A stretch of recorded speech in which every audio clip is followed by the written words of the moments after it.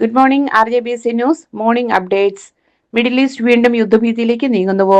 ഇറാനും ഇസ്രായേലും തമ്മിലുള്ള സംഘർഷം പുതിയ തലത്തിലേക്ക് കടക്കുമോ?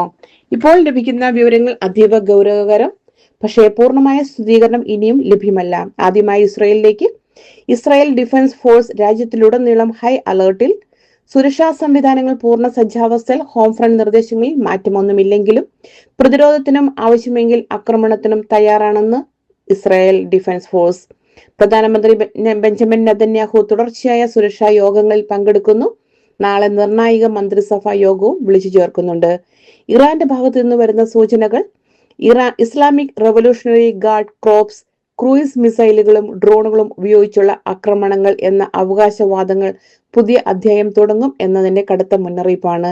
പക്ഷേ ശ്രദ്ധിക്കുക, ഇവയിൽ പലതും ഇതുവരെ ഔദ്യോഗികമായി സ്ഥിരീകരിച്ചിട്ടില്ല.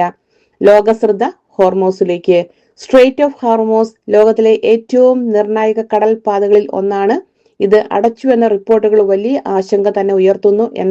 എണ്ണവില, ആഗോള വ്യാപാരം എല്ലാം ബാധിക്കാവുന്ന നീക്കങ്ങൾ തന്നെയാണ്. എന്നാൽ പൂർണ്ണമായും സ്ഥിരീകരണം ഇതുവരെയും ലഭ്യമല്ല. ഗൾഫ് മേഖലയിൽ എന്താണ് സംഭവിക്കുന്നതെന്ന് ഒറ്റനോട്ടത്തിൽ. UAE-യിൽ മിസൈൽ തടഞ്ഞുവെന്ന റിപ്പോർട്ടുകൾ. ഒമാനിൽ UAV ഇടിച്ചു കയറിയെന്ന വിവരങ്ങൾ. ഇതും സ്ഥിരീകരണങ്ങൾ കാത്തിരിക്കുന്ന വിവരങ്ങൾ മാത്രമാണ്. അമേരിക്ക രംഗത്ത്. US സൈനിക നിരീക്ഷണം ശക്തമാകുന്നു. ഹോർമൂസ് മേഖലയിൽ കപ്പൽ ഗതാഗത സുരക്ഷ ഉറപ്പാക്കാനുള്ള നീക്കങ്ങൾ. നേരിട്ടുള്ള സൈനിക ആക്രമണം ഇതുവരെ സ്ഥിരീകരിച്ചിട്ടില്ല. ഇപ്പോൾ നിലനിൽക്കുന്നത് ഹൈ ടെൻഷൻ ലോ കൺഫർമേഷൻ. യുദ്ധം ആരംഭിച്ചു എന്ന് പറയാൻ സമയമായിട്ടില്ല, പക്ഷേ ചെറിയൊരു സംഭവമെങ്കിലും വലിയ ഏറ്റുമുട്ടലിലേക്ക് വളരാം. അടുത്ത മണിക്കൂറുകൾ നിർണായകം. ജനങ്ങൾക്ക് മുന്നറിയിപ്പ് നൽകുന്നത് സോഷ്യൽ മീഡിയ വാർത്തകൾ എല്ലാം വിശ്വസിക്കരുത് എന്നാണ് IDF. ഔദ്യോഗിക ഉറവിടങ്ങൾ മാത്രം പിന്തുടരുക.